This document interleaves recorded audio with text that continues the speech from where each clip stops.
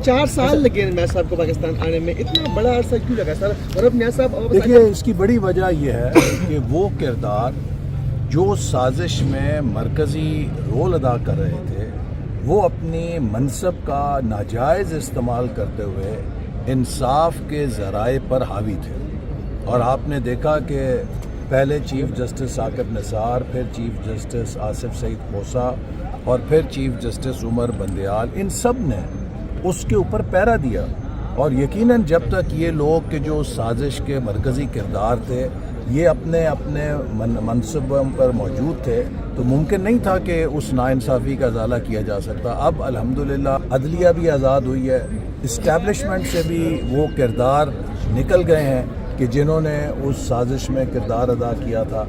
तो अब इंशाल्लाह हमें यकीन है, हम बहुत पुरुमीद हैं कि इंशाल्लाह जमहूरियत में यकीन रखते हैं। ये वज़ीर आज़म बन के ऐसा कौन सा काम करेंगे जो अपने पिछले 3 अदवार में नहीं कर सके? देखिए, नवाज शरीफ साहब के जो पिछले तीनों अदवार हैं वो तारीख साज हैं। 1990 में उन्होंने जो मुआशी इस्लाहात पाकिस्तान में राइज की, इस खित्ते ने उनकी नकल की, लेकिन उनकी हुकूमत को फारिग कर दिया गया और उन्हीं इस्लाहात से आज इंडिया और बांग्लादेश कहाँ पहुँच गए। 1997 में नवाज शरीफ साहब आए, उन्होंने तमाम मुश्किलात के बावजूद पाकिस्तान पर एटमी क़ुव्वत बनने की छतरी रखी और साथ ही मुल्क को तरक्की देने के लिए विजन 2010 जैसा प्रोग्राम शुरू किया। लेकिन 1 साल के बाद उनकी हुकूमत का तख्ता उलट दिया गया। 2013 में नवाज शरीफ साहब आए, उन्होंने तारीख साज प्रोग्राम CPAC का शुरू किया। उन्होंने मुल्क से दहशत गर्दी का ख़ात्मा किया, उन्होंने मुल्क से लोड शेडिंग का ख़ात्मा किया। ये मामूली काम नहीं है। और उन्होंने विजन 2025 जैसे प्रोजेक्ट की सरपरस्ती की, जिससे हम दुनिया की टॉप 25 इकॉनमीज़ में शामिल हो सकते थे, उसको भी डिसरप्ट कर दिया गया। इसी तरह पाकिस्तान में अगर कोई इकनॉमिक पॉलिसी है जो पाकिस्तान के लिए आज एक बुनियाद फराहम करती है मॉडर्न इकॉनमी की, कोई इंफ्रास्ट्रक्चर का प्रोजेक्ट है, चाहे मोटरवेज़ हैं, चाहे एनर्जी के प्रोजेक्ट्स हैं, चाहे हवाई अड्डे हैं, चाहे बंदरगाहें हैं, कोई नया प्रोजेक्ट, चाहे फाइबर ऑप्टिक केबल है, चाहे 3G 4G की पॉलिसीज़ थी, IT सेक्टर की पॉलिसीज़ थी, हर चीज़ पे आपको नवाज शरीफ साहब के दौर की छाप नज़र आएगी।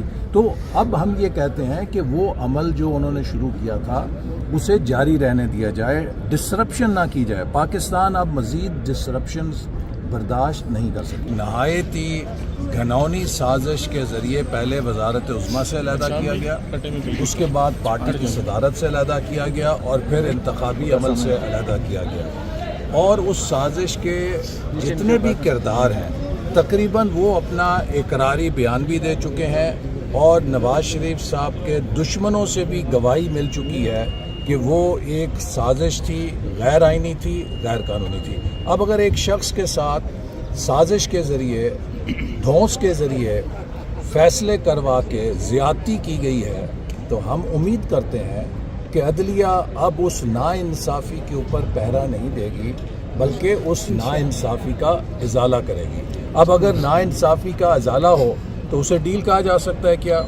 मेरे ख़िलाफ़ एक झूठा मुकदमा इसी अदालत में, एहतसाब की अदालत में पिछली हुकूमत ने कायम किया, लेकिन जब वो हाई कोर्ट में चला तो चीफ़ जस्टिस ने और उनके साथी जज ने उस मुकदमे को उठा के रद्दी की टोकरी में फेंक दिया, क्योंकि वो झूठ था, वो फ्रॉड था।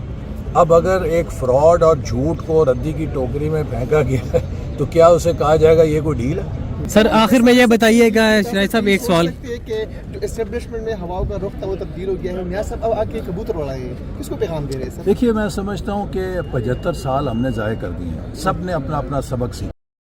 मज़ीद वीडियोस देखने से पहले हमारा चैनल सब्सक्राइब करें और बेल आइकन भी ज़रूर दबाएं।